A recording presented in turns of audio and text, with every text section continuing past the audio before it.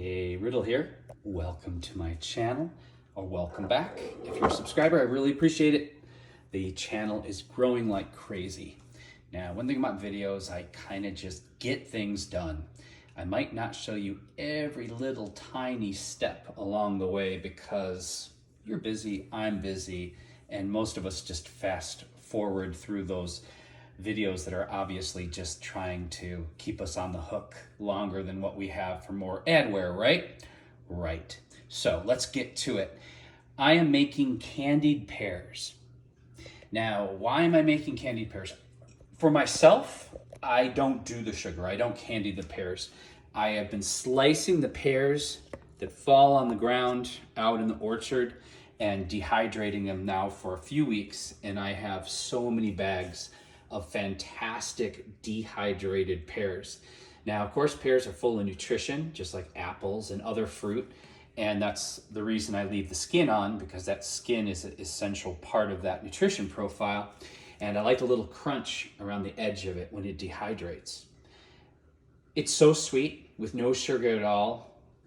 This is all you need, honestly. But you could also get creative with your flavors. But let's say you're in a pinch this year and you don't have a lot of money, or let's just say you like making things as gifts for the holidays to share with your coworkers and friends and family and neighbors. This is a great gift. And you know, everyone who has an apple tree or a pear tree knows that you always have more than you can use, and this is just a great way to store or create a really luscious holiday gift. You can buy very pretty containers at the dollar store or online and line them with some nice paper and then just fill them up with candied fruit. So I'm going to show you how I do it, and you're going to get possibly a very interesting secondary byproduct from this. So first, what do you need? You need fruit, pears and apples. You need a good sharp knife. You need a cutting board. You need a dehydrator. Now there's different types of dehydrator. I'm using my cheap one. It only has one temperature setting on this, which I'm guessing is around 160 degrees, which is usually what you do meat at when you're making your own jerkies. The reason I'm using my cheaper one is because of one of the things that's going to happen once I roll this pear in sugar.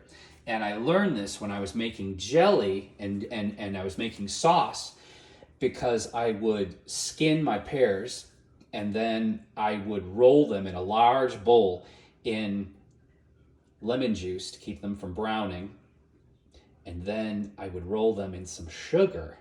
And then I would put that in the refrigerator for 12 to 24 hours. And the sugar dehydrates, which is interesting because when you think of how much sugar and salt we eat on a daily basis, you know, the Asians have known this for centuries, but we eat way too much. And it's shocking, probably, how many of our conditions and our different diseases literally come from just eating too much salt and sugar, because both salt and sugar are incredibly dehydrating and very hard on the internal organs. That being said, when I rolled the cubes in the sugar and I left it in the refrigerator, the next day I had this bowl of literal fruit blood, pear blood. So what I did is I took all that juice and I squeezed my little pear cubes out, and that juice made a phenomenal simple syrup for cocktails. So don't throw that juice away. You can add other little ingredients to it. If you do a little lavender, give it a nice lavender pear taste, and you put a tablespoon or so of that in some gin or vodka with a little bit of vermouth and whatever else turns you on, phenomenal. But that being said, when I sliced my pears and I rolled them in sugar and I lined them in the dehydrator, I knew there was a possibility that they would bleed, but I was thinking with the extreme heat coming down, it would be fine. So I left the room, came back only 15 or 20 minutes later, and there was a flood of syrup going across the counter, luckily towards the sink and not towards the floors. So I acted quickly and I picked up the entire thing of pears and turned it into a bowl. And that's where I got this pure pear syrup. Well, pure meaning it's just the pear blood and the sugar. And look at the color of this. It's so beautiful. And the taste, again, you could put this on pancakes, you could do it on ice cream, you could do it in cocktails. So be prepared when you use your dehydrator that your fruit is possibly, especially if you're doing pears, are going to bleed. And this, plus what I had to wipe off the counter, which would have filled this bottle, all came from 4 trays in the dehydrator. So you should get a pretty healthy bottle of pure pear syrup to use for whatever purpose turns you on. So that's a neat trick that I had to share with you. So what I have going on now, I pre-made this powder. This powder is organic lavender blossoms with a couple pinches of salt, because everything, I don't know, things are more pronounced with a little pinch of salt, pinch of sugar, pinch of lemon. Those are the 3 things that turn our taste buds on. So I usually try to get those elements whenever you cook. And it's always one of those grandma's secret recipes, that pinch of salt or that pinch of sugar. The trick is not overdoing it, just doing it enough to pull flavor out, not to overpower it. So I put my lavender blossoms and my salt in a coffee grinder and ground it into this fine powder. And then I have my pear, and I've gone ahead and start slicing it already. And what you're gonna do is you're gonna slice the thickest sides till you get down to the core. And once you get the core, you can turn it sideways and slice it and get little half slices. So nothing really has to go to waste, but you do want to avoid the core because it's hard. So I have my piece of pear, and it's about 1/4 of an inch thick. You don't want to make these too thick or too thin. I find an 1/8 of an inch is a good workable size for me.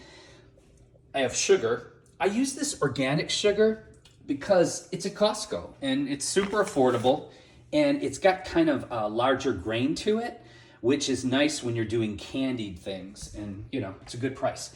So I take my pear and generously go back and forth a couple times, and then I'm going to lay it down where it can be fully exposed to the airflow.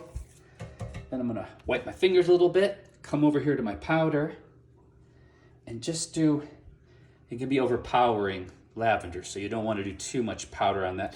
Now, a sifter, yeah. If you have a sifter, this would be a lot easier. Right now, I don't have a sifter. You could put it in a spice jar, an empty spice jar that has, the holes in the top of it, and shake it out. That would be a much smarter way to do that. But I'm using my fingers.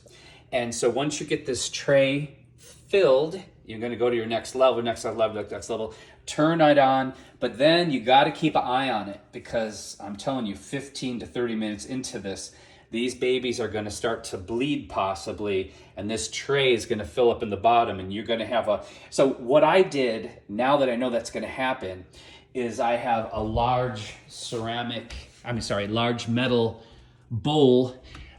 There it is, this bowl here.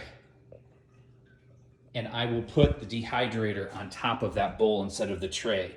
And that way I won't lose any of that beautiful syrup that comes down. And this syrup is going to be lavender flavored pear, which is going to be crazy for cocktails. And we literally invented a cocktail and named it after the street that our property's on. So you're going to ask me, how long? Well, how long depends on how humid it is where you are, what elevation you're at. And it also depends on what you want it to be. Leathery? Do you want it to be chewy, or do you want it to be crispy? These are all personal tastes, but you can turn it on and pretty much give it a minimum, I'm guessing a minimum of 12 hours, maybe more, depending your environmental conditions. So check it in about 12 hours, see where it's at, and then you'll know, and go through each tray before you make your decision. And then go ahead and just gently take each one out. Get the Ziploc bags. Don't get the slider ones, because those don't really airtight seal.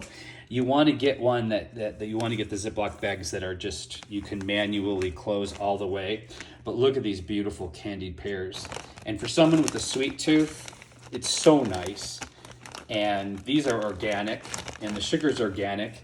And these, along with some other canned goods or things that I've created for my garden, are going to be such a beautiful homemade holiday harvest gift for the people that I love and like to share my harvest with.